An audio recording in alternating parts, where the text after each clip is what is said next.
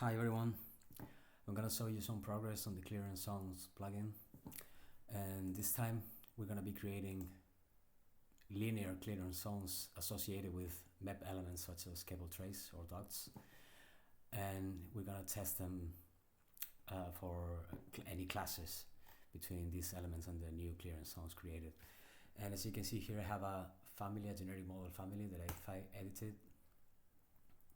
It's basically a sweep that has a profile rectangle and a baseline that is going to be extruded along.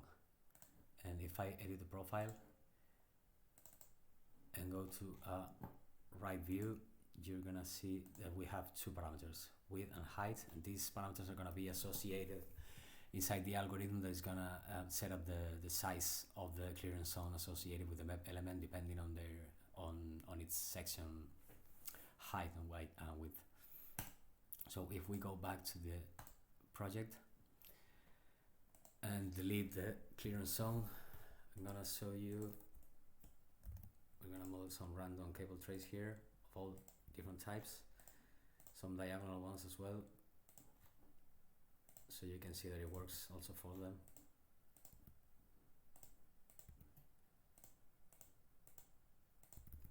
Perfect. So now we're gonna go to the Revit tab and look for this map clearances icon, and whenever we click this, it's gonna automatically create instances of the linear box clearance around the elements, and these instances are the width and height parameters are associated with this instance. That means they are not type parameters, so we can modify individually each one. This behavior can be changed, but right now, as you can see, if we modify one, only that one gets modified. So now we're gonna test if the plugin works, if we model trays clashing with those clearances. So for example, I'm gonna class this clearance, and as you can see, warning, you have entered a clearance zone while modeling.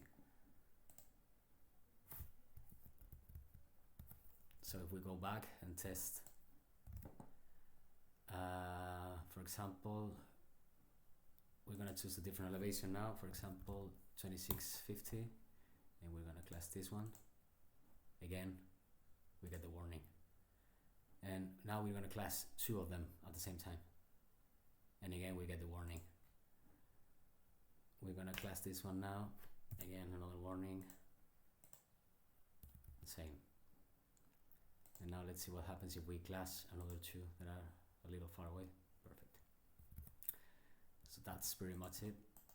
We can also select all instances visible view, and they will all be selected, and we can modify the instance parameters of all of them. If for some reason we want to modify them, all of them at the same time.